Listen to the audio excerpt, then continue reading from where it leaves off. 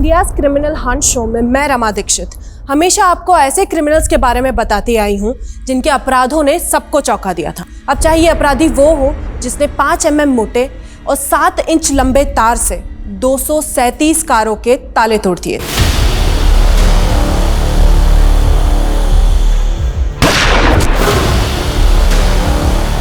और वो क्रिमिनल भी आपको याद होगा जिसने 900 मीटर लंबी सुरंग खोदकर एक बैंक लूट लिया था, और वो क्रिमिनल भी कम नहीं था जिसको लूडो किंग कहते थे।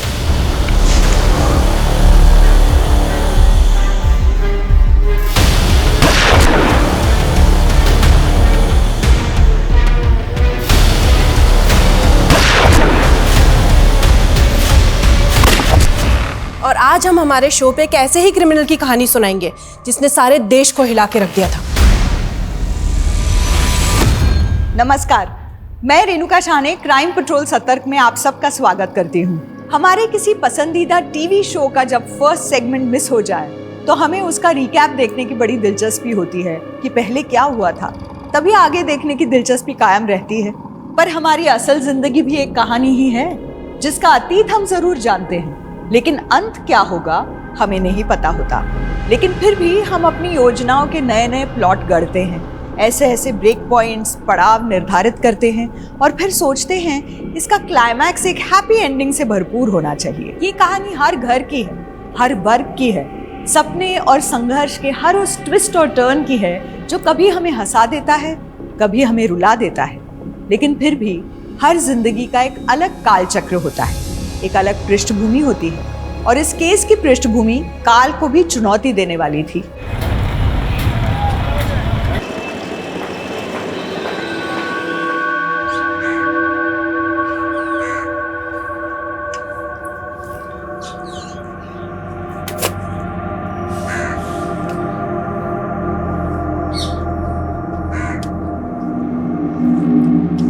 ये तो कुणाल जी है ना, ये यहाँ पोछा लगा रहे हैं। अरे हाँ, ये तो रोज मंदिर आके पोछा लगाते हैं, तभी तो इन पर लक्ष्मी जी का आशीर्वाद है। इतनी बड़ी कंपनी के वाइस प्रेसिडेंट, इतनी बड़ी कोठी और इतने रईस होने के बाद भी इनमें जरा भी घमंड नहीं। इनके तो बच्चे भी काफी होनहार हैं।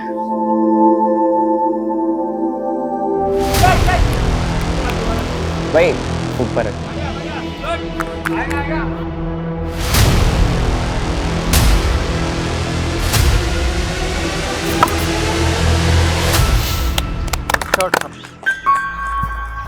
Well played Samarth, well played.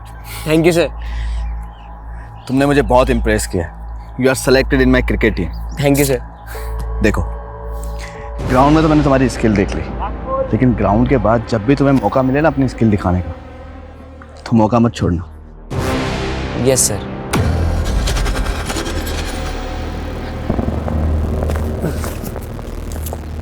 क्या हुआ समर्थ? सर मैं वॉशरूम जाके आता हूँ, ठीक है? हाँ।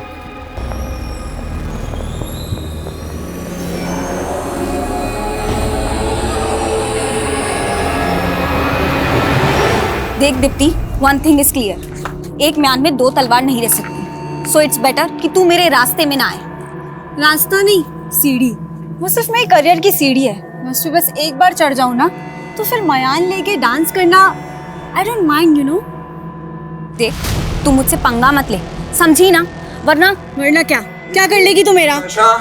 चलो मैं तुम्हें घर ड्रॉप कर देता हूँ, आओ।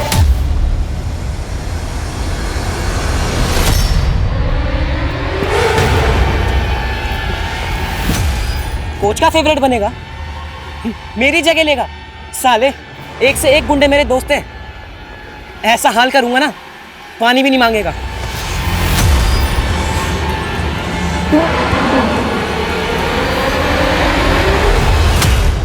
अरे आप मंदिर से घर नहीं आए, नाश्ता कब से तैयार है? रोशनी, वो आज एकादशी है ना, तो मैं सीधा मंदिर से ऑफिस निकल गया। एकादशी आज नहीं, कल है। कल भी है और आज भी, और दोनों ही दिन मेरा उपवास रहेगा। अरे इतने दिन उपवास रखोगे तो आपकी सेहत पर असर आएगा ना। अच्छा चलो, अभी देर हो रही है, मुझे ऑफिस निकलना है। बाय। ठीक है।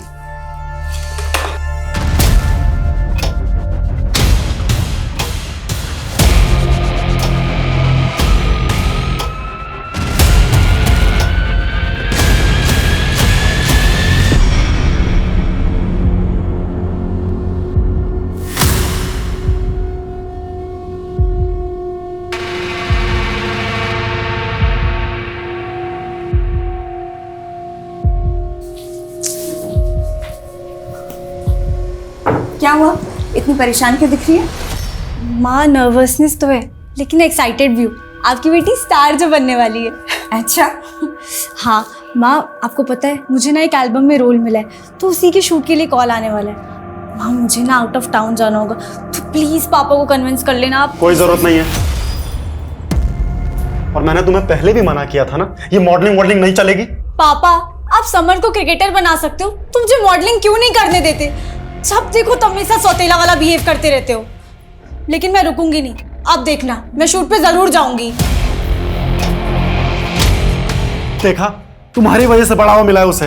कैसे बात कर रही है मुझसे वो। अरे पर मैं दीप्ति दीप्ति दीप्ति अरे क्या हुआ समर? हाँ समर, क्या हुआ तुझे? बैठ। बैठ बैठ। क्या कैसे हुआ? लगी? हाँ बेटा, ये सब चोट कैसे लगी है? बोल। हाँ ये सब कहाँ से?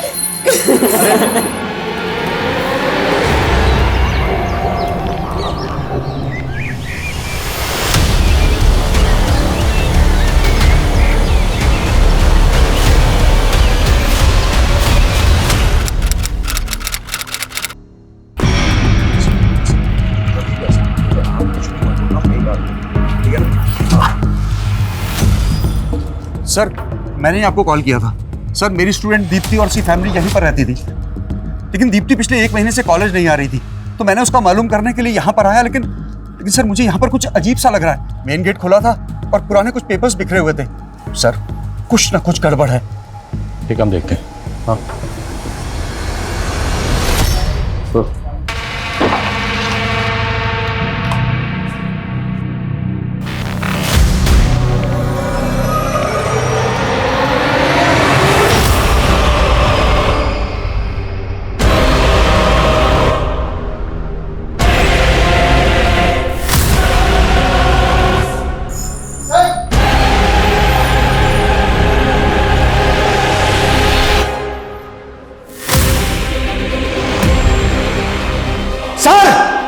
एक यहाँ पे भी है।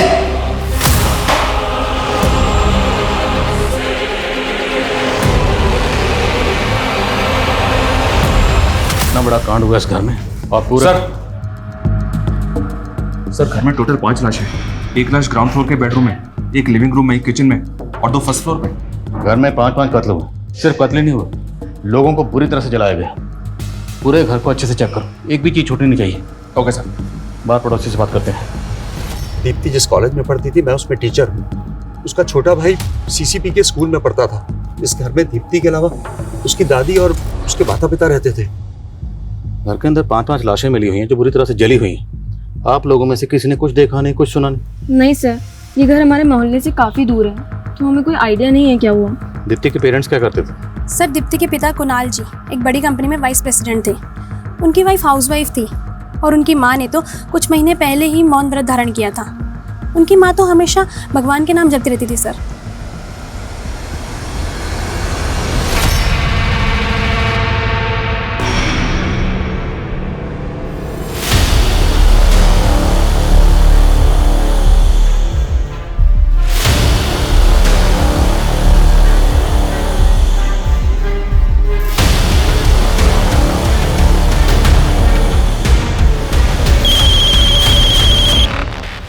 हत्यारे की भी आत्मा होती है, उसके रंग ढंग, उसकी भी आदतें होती हैं, जिसे समझना।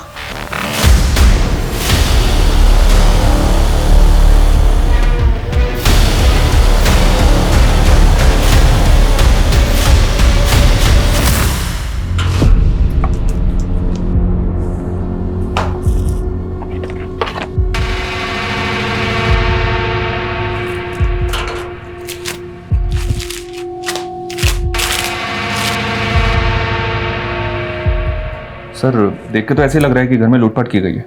अजीब बात यह है कि घर में कहीं भी किसी भी मेंबर का फोटो नहीं है और एल्बम से फोटो भी गायब है। अगर ये सारे कत्ल लूट के इरादे से किए गए हैं तो सवाल ये है कि एल्बम से फोटो किसने गायब किए, और दूसरी बात, मारने के बाद लाशों को इतनी बुरी तरह से जलाया क्यों गया? 5 कत्ल हुए और मरने वालों की फोटो गायब है। कुछ तो अजीब हुआ इसका। दुनिया में कई लोग मर के भी अमर हो जाते हैं। उनकी यादें और विचार ही नहीं उनकी तस्वीरें और मूर्तियां भी प्रदर्शनियों की शान बन जाती हैं। लेकिन ये कातिल कौन था जिसने मरने वालों का अस्तित्व ही नहीं, उनके स्मृति चिन्ह भी गायब कर दिए थे? ये कातिल की सनक थी या कोई योजना जिसने मरने वालों के फोटोज भी गायब कर दिए? और मीडिया ने पुलिस पर इतना प्रेशर डाल दिया कि वो अंधेरे में तीर छोड़ने लगी। इलाके के कई लुटेरे गिरोह और हिस्ट्री शीटर से सलाखें भरने लगी। पुलिस की लाठियां गरजती रही। टीवी की खबरों और अखबारों की सुर्खियों ने इस केस को एक ऐसा फिल्मी ट्रेलर और टीजर बना दिया कि मानो लगने लगा ये दशक का सबसे बड़ा केस था। जी सर, आई नो सर कि जुर्म बहुत संगीन है। सर, हम कातिलों को ढूंढने की पूरी कोशिश कर रहे हैं एंड आई एश्योर यू कातिल जो भी है बहुत जल्द सलाखों के पीछे होगा। ओके सर, जय हिंद। एसपी सर ने 2 हफ्ते का वक्त दिया और इन 14 दिनों के अंदर अंदर हमें शर्मा फैमिली के कातिलों को ढूंढकर सलाखों के पीछे डालना है। हम यहाँ कातिलों को ढूंढ रहे हैं सर, लेकिन मीडिया ने इस केस को मास सुसाइड का रंग दे दिया। उनके आर्टिकल के मुताबिक शर्मा फैमिली एक धार्मिक फैमिली थी और किसी अंधविश्वास के चलते इन सब ने मिलकर आत्महत्या कर ली। और तो और सर, मीडिया इस केस को हैदराबाद वाली फैमिली के केस से भी जोड़ रही है। It's all rubbish. अगर ये सुसाइड है तो सुसाइड करने के बाद कोई खुद को कैसे जला सकता है? फिर भी पता करो, क्या शर्मा फैमिली किसी बाबा या तांत्रिक वांत्रिक के चक्कर में थी? Yes sir. कुणाल किस ऑफिस में काम करता था, कुछ पता चला? जी सर, विश्वा कंस्ट्रक्शन। कुणाल के ऑफिस, दीप्ति के कॉलेज और समर्थ के स्कूल, सब जगह पता करो और इनके रिश्तेदारों से मिलो। अभी तक इन 5 विक्टिम में से हमारे पास किसी की तस्वीर तक नहीं। गाइस, लग जाओ, let's crack this case. Yes sir. इतना चुप चुप क्यों है? ऐसा लग रहा है डेट पे नहीं ध्यान शिविर में आए। बिंती, मुझे इस रिलेशनशिप में आगे बढ़ने में डर लग रहा है।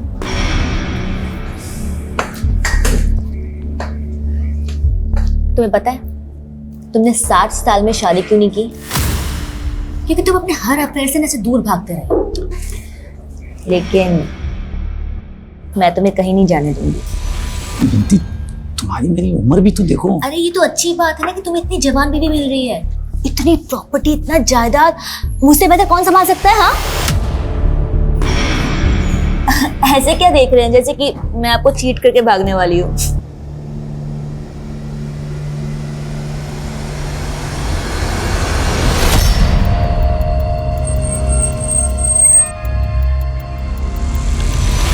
हाँ सर, कुणाल शर्मा हमारी कंपनी के वाइस प्रेसिडेंट थे।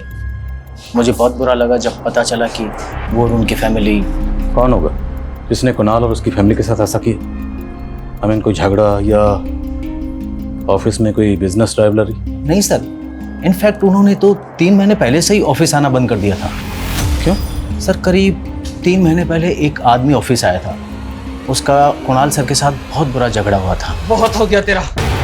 आज तुझे तेरे स्टाफ के सामने जलील करूंगा। सतीश, समझ में आएगा तेरे को? चल सतीश, निकल। क्या कर रहे हो तुम?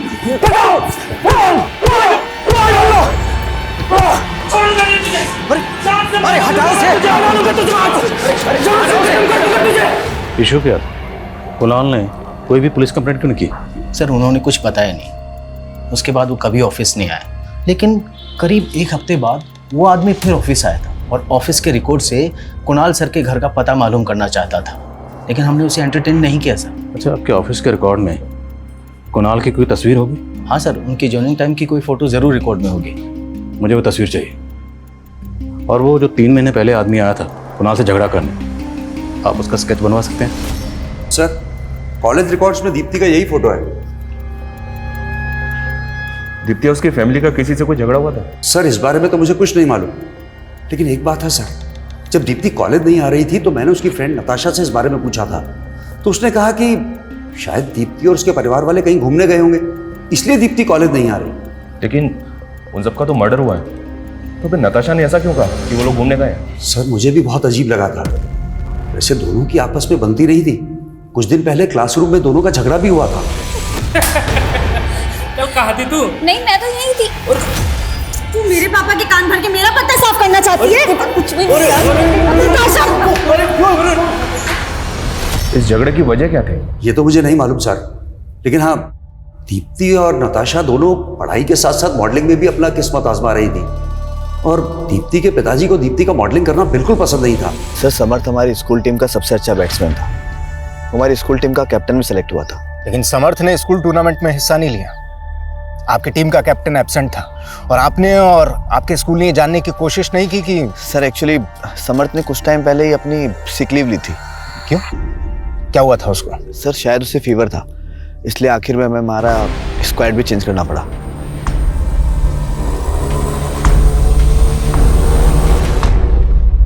सर, मेरे और दीप्ति के बीच में झगड़े होते रहते थे, लेकिन हम फिर भी अच्छे दोस्त थे और दोस्तों में तो ये सब होता रहता है ना। लेकिन जब दीप्ति लगातार कॉलेज नहीं आ रही थी तो तुमने अपने टीचर से ऐसा क्यों बोला कि दीप्ति और उसकी फैमिली कहीं बाहर घूमने के लिए गए, जबकि ये तो पता ही होगा ना तुम्हें कि उन सबकी लाशें मिली उनके घर में। सर, मैंने ऐसा कुछ भी नहीं बोला कि वो लोग घूमने गए थे। तो तुम्हारे टीचर हमसे झूठ क्यों बोलेंगे?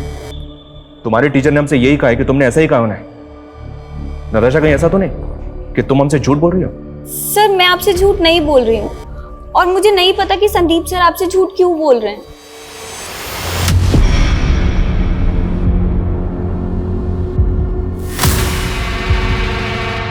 और नताशा कह रही है कि संदीप ने उस पर जानबूझकर शक जताया था। सर, मुझे ऐसा लग रहा है कि नताशा भी हमसे कुछ छुपा रही है, क्योंकि मैंने बाकी स्टूडेंट से बात की।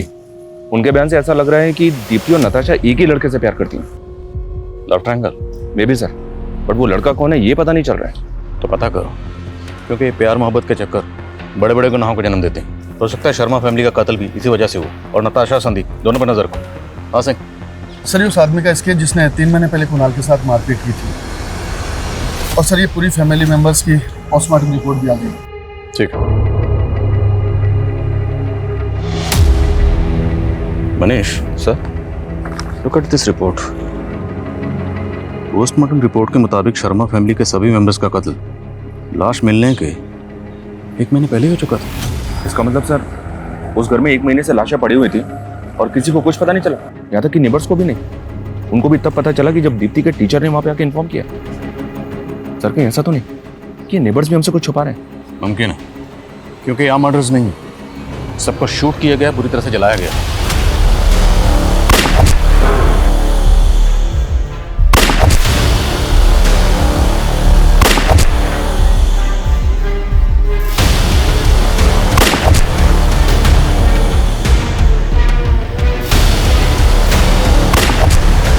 अब इतना तो साफ है, ये मास सुसाइड तो नहीं है, और ना ही इन मौतों की वजह कोई अंधविश्वास है। These are all murders, brutal murders। इस फैमिली का किसी तांत्रिक बाबा से भी कोई कनेक्शन नहीं मिला है। ऐसा कौन हो सकता है सर, जिसने इन सबको इतनी बुरी तरह से जला के मार दिया, इनके फोटो तक वहां से गायब कर दिए? कातिल जो भी उसे ढूंढना तो है, और हम ढूंढेंगे उसे। उसकी आंखों के दोनों किनारों से नाक की चोंच तक करीब 43 डिग्री का एंगल है, लेकिन वेट लूज या गेन करने के बाद ये एंगल 43 से 41 डिग्री तक कम हो सकता है। नाक की लंबाई 13 सेंटीमीटर ही रहेगी, लेकिन ऊपर का होठ नीचे के होठ से 10% कम मोटा होगा। अगर आपको मुझसे शादी नहीं करनी थी तो मेरे करीब क्यों आए? मैंने अपना सब कुछ सौंप दिया और आप है कि शादी करने से मना कर रहे हैं। बिंती, देख मैं तुम्हारा दिल नहीं दुखाना चाहता हूँ। बात ये है कि कौन है? शर्म नहीं आती तुझे? अरे तू बीच में मत पड़ बिल्कुल। मेरी बेटी को फंसाएगा तू?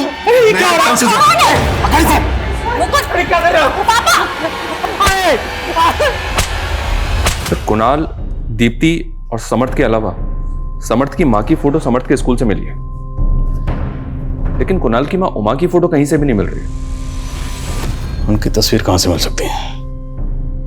कुणाल का वो मकान पुश्तैनी मकान, तो रजिस्टर ऑफिस में कांटेक्ट करो।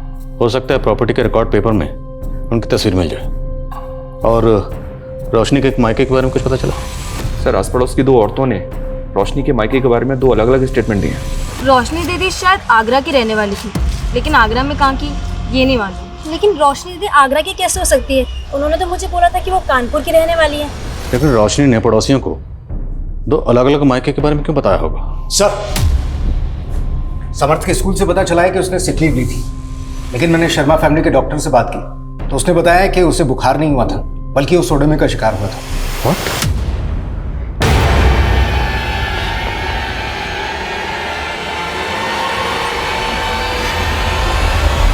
और ये किसने किया था? सर, फैमिली ने तो डॉक्टर को कुछ नहीं बताया था। जाहिर सी बात है, ये घिनौनी हरकत समर्थ के फ्रेंड सर्कल या स्कूल में से किसी ने की होगी। एक एक से ठीक से पूछताछ करो। सर, घर जाओ, कहीं तुम्हारे पापा को फिर से मालूम पड़ गया तो वो। मैं उनसे डरती नहीं हूँ और आपको भी डरना नहीं चाहिए। एक काम कीजिए, उठिए, पुलिस स्टेशन चलते हैं, उनके खिलाफ कंप्लेंट फाइल करेंगे। उठिए। क्या? मैं तुम्हारी मुसीबतें नहीं बढ़ाना चाहता। ये मुसीबतें तब तक खत्म नहीं होंगी जब तक हम शादी नहीं कर लेते। शादी? इतना सब कुछ होने के बाद भी? हाँ, मैं आप ही से शादी करूंगी, वरना वरना मरना मंजूर है मुझे। मैं सुसाइड कर लूंगी, शादी मैं आप ही से करूंगी। हाँ। क्या बात है? क्या पूछना चाहते हैं आप मेरे बेटे से? प्लीज हमें बच्चे से बात करने दीजिए। रोहन, हमें पता चला कि तुमने समर्थ के खिलाफ कंप्लेंट करवाई थी कि उसने हॉकी मार के तुम्हारी टांग तोड़ दी थी।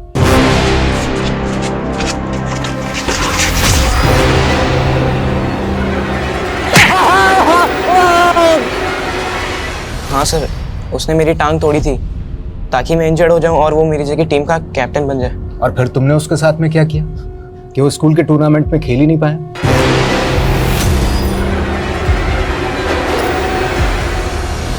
सर मैंने कुछ भी नहीं किया। समर्थ सोडोमी का शिकार हुआ है। अगर हमें पता चला कि तुमने उसके साथ में ये क्या बोल रहे हो आप? मेरा बेटा ऐसा नहीं है। सर मैं सच बोल रहा हूँ, मैंने कुछ भी नहीं करा समर्थ के साथ।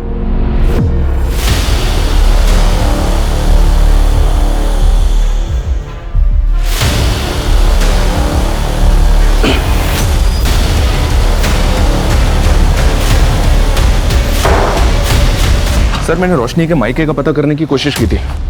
मैंने रोशनी की डिटेल्स कानपुर और आगरा पुलिस से शेयर की थी, तो आगरा के कांस्टेबल ने रोशनी को तुरंत आइडेंटिफाई किया। उसने बताया कि रोशनी पहले आगरा के एक नामी बिजनेसमैन विशाल की बीवी हुआ करते थे। और या सर, तकरीबन 14 साल पहले रोशनी ने विशाल के ऊपर घरेलू हिंसा का आरोप लगाया था। दोनों में डिवोर्स हो गया और उसके बाद रोशनी ने कुणाल से शादी कर ली। रोशनी और विशाल का डिवोर्स हुआ 14 साल पहले और स्कूल रिकॉर्ड्स के मुताबिक दीप्ति की उम्र है 16 से 17 साल। मतलब दीप्ति कुणाल और रोशनी की बेटी तो नहीं? राइट सर, दीप्ति विशाल की बेटी थी और ये कुणाल विशाल का बिजनेस पार्टनर भी हुआ करता था। और चौंकाने वाली बात यह सर कि आगरा पुलिस का कहना है कि कुणाल विशाल के बिजनेस के साथ साथ उसकी बीवी और उसकी बेटी को भी भगा ले गया। इस लिहाज से तो विशाल का स्ट्रॉन्ग मोटिव है सर। तुम कह रहे हो कि 14 साल बाद इस विशाल ने कुणाल और रोशनी से बदला लिया? तो स्केच वाला आदमी कौन था जिसने 3 महीने पहले कुणाल को उसके ऑफिस में जाकर पीटा था? इस विशाल के बारे में सब कुछ पता करो। Okay sir.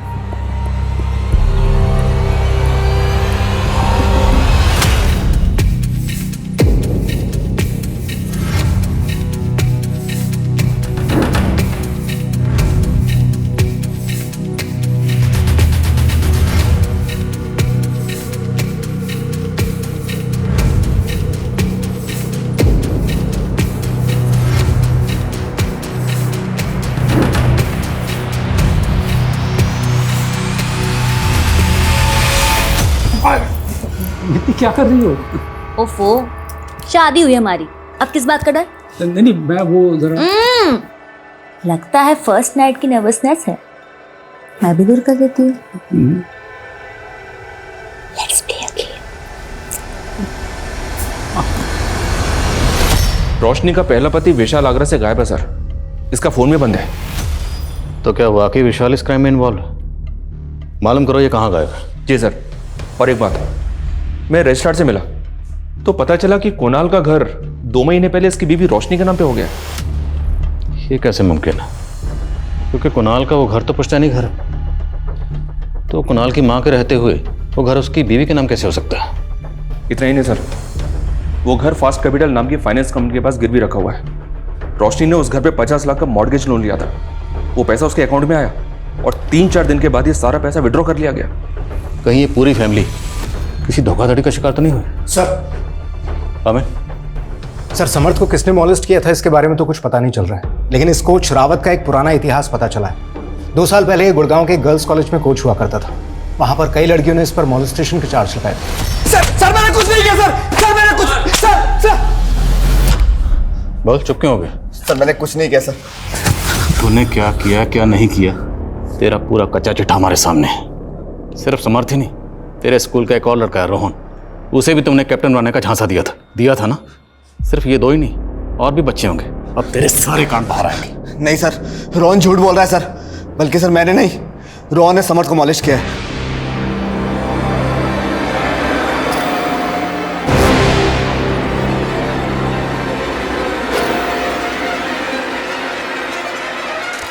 रोहन, छोड़ो इसे!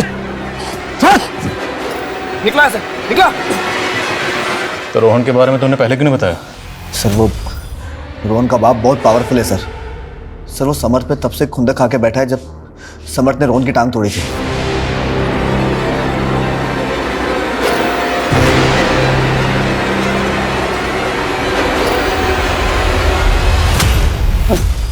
मेरी बेटी के साथ रेप किया तूने, बहुत लंबा अंदर जाएगा तू। नहीं, बिंदी, ये क्या है?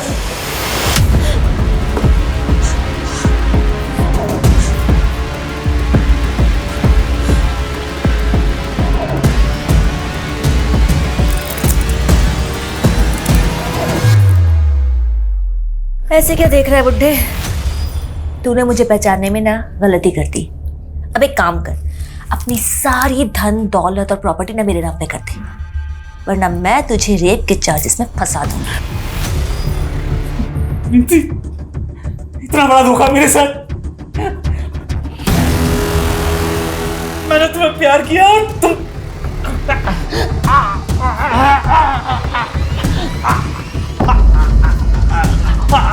इसे तो हार्ट अटैक आ गया। अब क्या करें इसका? हॉस्पिटल लेके चलते हैं, चलो चलो। मुझे पता चला कि आप मुझे आगरा में ढूंढ रहे हैं। मैं लखनऊ गया हुआ था किसी काम से। बताइए क्या बात है? रोशनी आपकी बीवी थी? मुझे पता है कि आप क्या जानना चाहते हैं।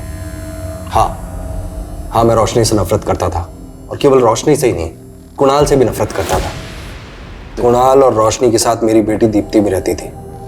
मैं अपनी बेटी को क्यों मारूंगा? और दीप्ति को खोकर मैं पहले से ही सकते में था। उस रोशनी ने मेरी बेटी को मुझसे छीन लिया। इन पिछले 14 सालों में आप कभी भी अपनी बेटी दीप्ति से मिले थे? दीप्ति से तो क्या, मैं कुणाल और रोशनी से भी इन 14 सालों में कभी नहीं मिला। और मुझे तो ये भी नहीं पता था कि वो लोग रहते कहाँ पर हैं। एग्जैक्टली, यही पता करने के लिए तो इस आदमी को भेजा था कुणाल के ऑफिस में। इनफ इंस्पेक्टर, अगर आपके पास कोई सबूत हो ना तो मुझसे बात कीजिएगा। मेरा किसी क्राइम में कोई इन्वॉल्वमेंट नहीं है। फिलहाल जा सकते हो, लेकिन याद रखना, गायब होने की गलती मत करना, वरना पछताओगे। नजर रखो इस पे। शर्मा फैमिली का कत्ल 8 बोर की पिस्टल से हुआ था। पता करो इसके जानने वालों में कौन ऐसा है जिसे 8 बोर की पिस्टल प्रोवाइड करवा सकता है। सर,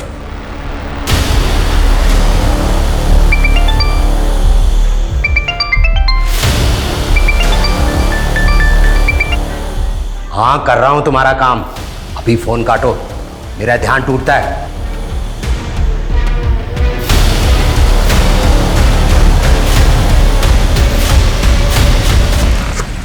ये फाइल अभी भिजवा दो। सर, कुणाल को जिस आदमी ने ऑफिस में जाके पीटा था, फरीदाबाद थाने से उसका क्रिमिनल रिकॉर्ड मिला। सतीश जोगी नाम है इसका। ड्रग पेडलिंग के जुर्म में अरेस्ट भी हो चुका है। सतीश जोगी कहाँ है आजकल?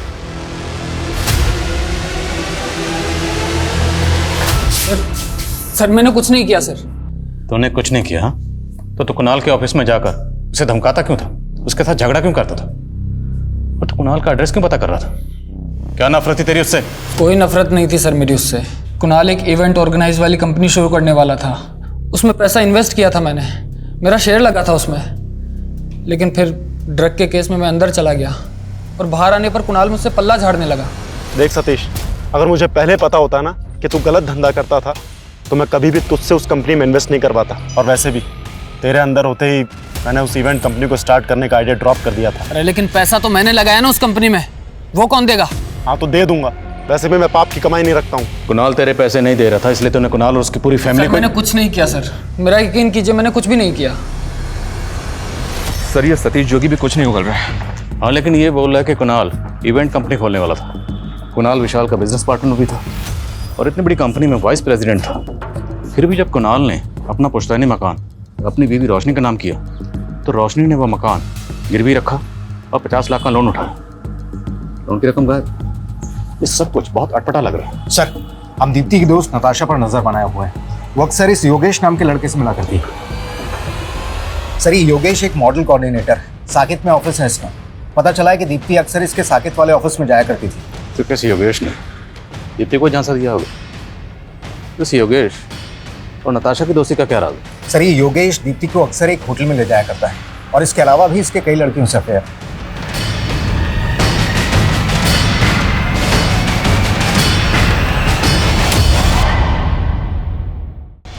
सर, मैं मानता हूं कि मैंने दीप्ति को एक मॉडलिंग असाइनमेंट दिलवाया था, लेकिन उसकी पूरी फैमिली मारी गई, तो इसमें मेरा क्या कसूर है सर? तो क्या करता है सब पता कर लिया हमने। तो ये बता कि 16 सितंबर को दीप्ति को होटल में क्यों बुलाया था?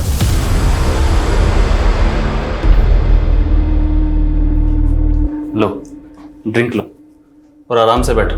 डायरेक्टर साहब आते ही होंगे अभी। मैं देखता हूँ। क्या कर रहा मेरी बेटी के साथ? कौन है? पापा। चुप कर तू जानते नहीं ऐसे लड़कों को। मैं अच्छे से जानता हूँ। बोल, कैमरा कहाँ लगा रखा है? अरे अंकल, अंकल क्या कर रहे हैं? कैमरा कहाँ लगा रखा है तूने? अरे ऐसा कुछ नहीं है, आपको जरूर कोई गलतफहमी हुई है। होटल के स्टाफ ने सब बता दिया। दीप्ति के फादर कुणाल तुझे अंदर करवाने वाले थे, इसलिए तूने उनकी पूरी फैमिली नहीं सर, ऐसा नहीं है। उल्टा सर, दीप्ति के फादर को भी मुझे लेकर गलतफहमी थी। सर, नताशा ने दीप्ति के फादर को वहां भेजा था उसे एल्बम से निकलवाने के लिए, ताकि उसका खुद का चांस लग जाए, और इसलिए दोनों के बीच झगड़ा हुआ था सर। कल कहाँ थी तू? नहीं, मैं तो यही थी। तू मेरे पापा के कान भर के मेरा पत्ता साफ करना चाहती है? मैंने कभी ऐसा नहीं। मुझे तो सिर्फ मॉडल से मतलब था। दीप्ति के फादर उसे रोक रहे थे, इसलिए वो रोल में नताशा को दिलवा रहा था। रोल दिलवा रहे थे या? सर, वो अपनी मर्जी से मेरे साथ रिलेशन में थी, लेकिन सर दीप्ति से उसके बहुत चिढ़ थी, और इसके अलावा मुझे कुछ नहीं पता सर, मैं सच कह रहा हूँ।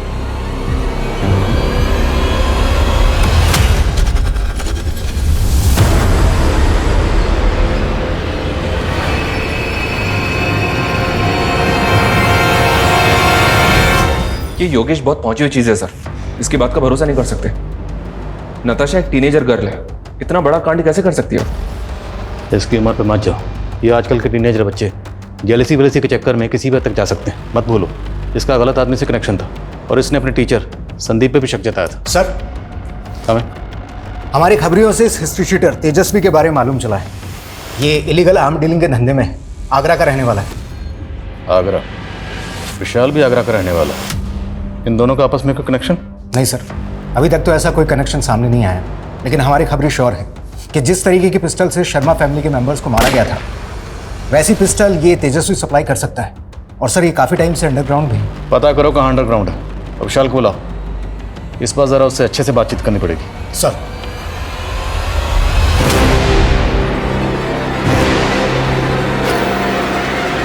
मैं किसी तेजस्वी को नहीं जानता, और अगर वो आगरा का रहने वाला है तो क्या वो मेरा आदमी हो गया? आगरा में आपके कामों की पूरी फहरिस्त है हमारे पास, सारे कारनामे जानते हैं। काम तो प्रॉपर्टी डीलर का है, लेकिन प्रॉपर्टी खाली करवाने के लिए गुंडे भेजते हो ना? कौन से गुंडे? और कोई सबूत है आपके पास? कहाँ है मेरा बेटा? आप लोग मेरे बेटे को उठा के लाए हो ना? क्या बोल रहे हैं? कहाँ है मेरा बेटा? झूठ मत बोलो, मुझे पता है मेरा बेटा। एक मिनट, क्या बोल रहे हैं आप? झूठ मत बोलो, मुझे पता है आराम से अंदर है। आप आराम से बात कीजिए। अंदर क्यों उठा के लाए मेरे बेटे को? क्या हुआ? एक तो गलत तरीके से मेरे बेटे को गायब कर दिया, और झूठा रिमांड लेकर के उससे गुनाह कबूल करवाना चाहते हैं। आपको गलत कोई गलतफहमी नहीं हुई है, मुझे पता है मेरा बेटा अंदर है। मैं रुकने वाला नहीं हूँ, मैं मीडिया में जाऊंगा। मैं छोड़ूंगा नहीं किसी को, बता रहा हूँ। मैं छोड़ूंगा नहीं किसी को, मैं मीडिया में जाऊंगा, मैं बता रहा हूँ। पक्का ड्रामा कर रहा है, किसी ने अपने बेटे को गायब किया होगा। पता करो रोहन कहाँ। Okay sir.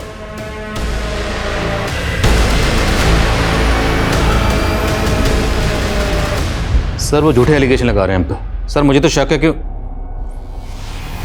Sir sir sir sir please sir please मुझे एक हफ्ते का टाइम दीजिए sir. We are very close sir.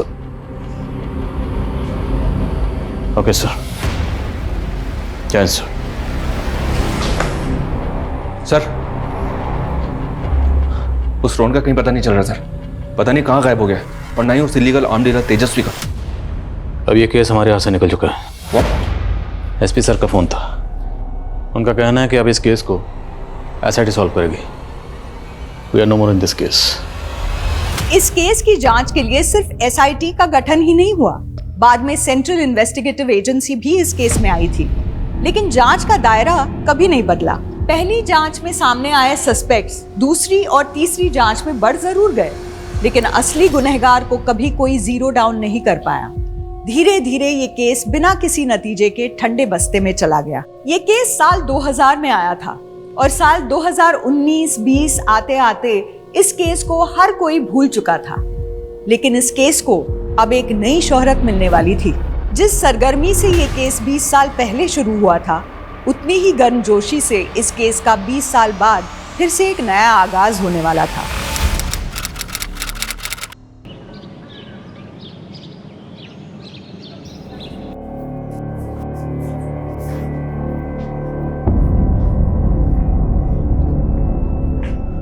अरे भाई क्या कर रही हो मधु?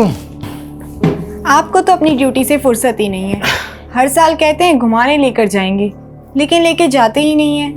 इसलिए हमारे पुराने ट्रिप की फोटोज देख रही हूँ। चलो भाई, अच्छा ही है कि तुम तो पुरानी यादें संभाल रही हो। एक मिनट।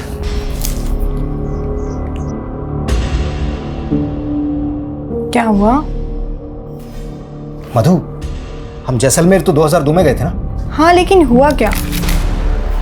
कुछ नहीं, आके बताता हूँ।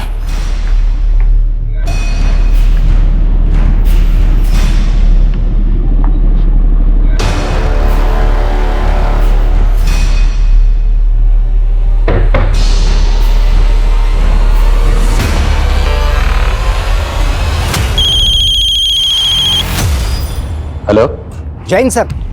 सर मैं अमर सक्सेना बोल रहा हूँ। हाँ अमर, बड़े सालों बाद फोन किया। सर आपको शर्मा फैमिली वाला वो केस याद है जिसमें 5 फैमिली मेंबर्स को मार के जला दिया गया था? हाँ, ऑफ कोर्स याद है। बात क्या है? सर अगर आप उस केस को रीओपन करवा सकते हैं तो प्लीज करवाइए सर। मुझे एक स्ट्रॉन्ग लीड मिला है। ओके।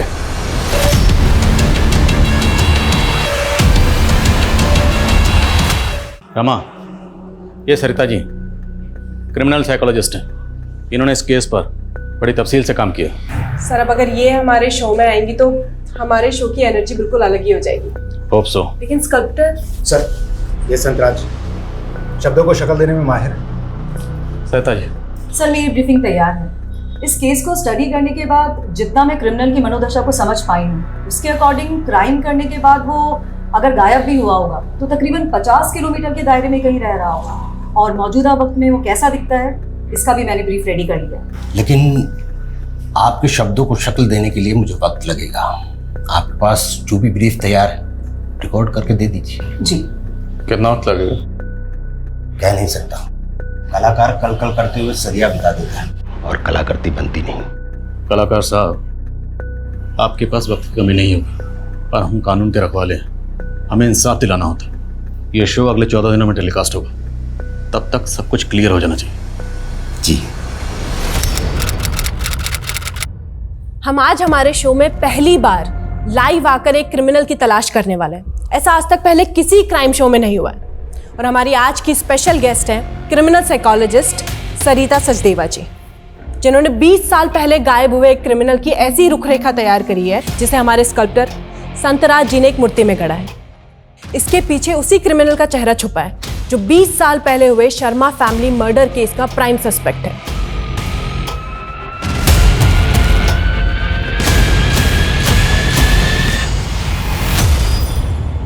एक मिनट, ये अभी पूरा नहीं हुआ है संतराज जी। जैसी इस क्रिमिनल की मनोदशा थी, आज 20 साल के बाद वो अपनी आईसाइट लूज कर चुका होगा। वो स्पेक्स पहनता होगा। नहीं, उस माइंडसेट वाला क्रिमिनल इस तरह का फ्रेम कभी यूज नहीं करेगा। वो ब्लैक थिक फ्रेम यूज करेगा।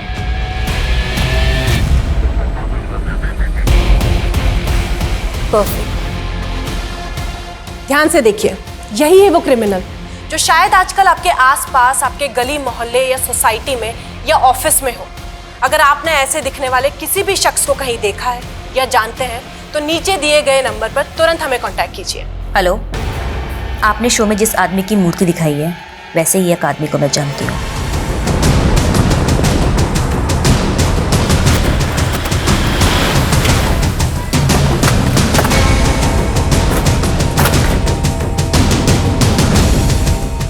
सर, वो धोखेबाज यही रहता है।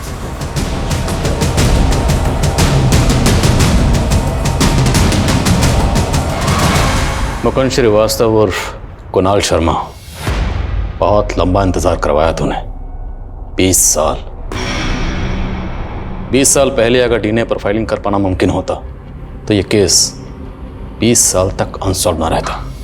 खैर, उन 5 बॉडीज के रिमेन्स आज भी प्रिजर्व करके रखे हुए हैं। उनमें से तुम्हारी माँ उमा जी के डीएनए को तुम्हारे डीएनए से मैच करके देखेंगे, फिर दूध का दूध पानी का पानी हो जाएगा।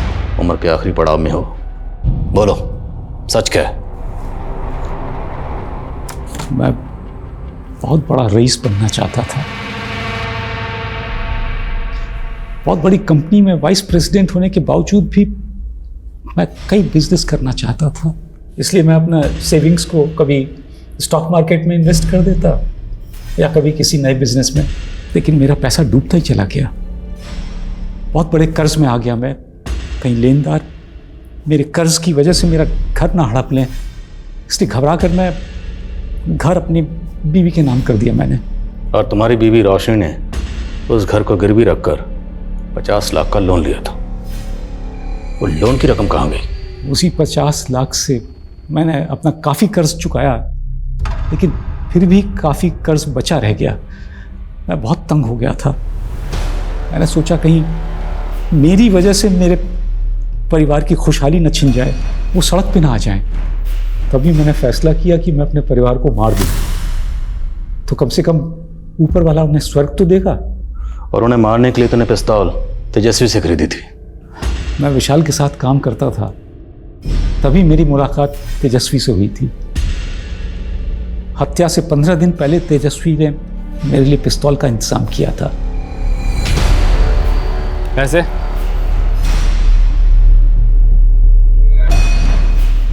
ये क्या, ये तो आधे पैसे हैं। 15 दिन के बाद बाकी का भी दे दूंगा, फिलहाल इतना ही। फिर 15 दिन बाद तेजस्वी मुझसे पैसे लेने आने वाला था। मैंने तय किया कि उसी दिन मैं अपने परिवार को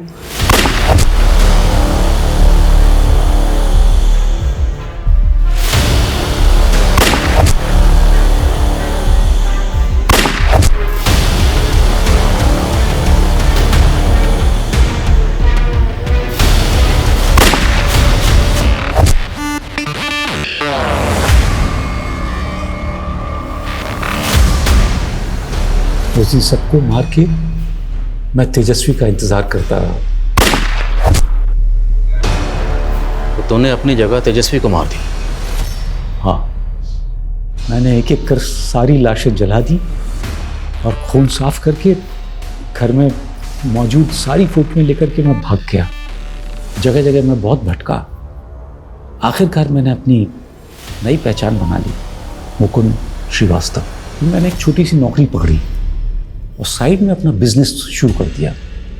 वहीं से मेरी किस्मत का चक्का चल पड़ा। लेकिन मैं अकेला था। विनती आई, मेरी पत्नी, लेकिन उसे मुझसे नहीं मेरी दौलत से प्यार था, इसलिए मुझे पकड़वाया।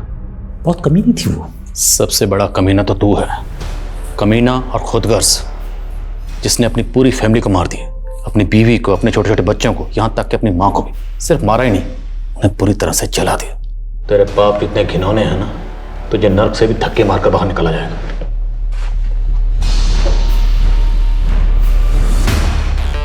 क्यों? मिलेगा, मुझे भी स्वर्ग मिलेगा।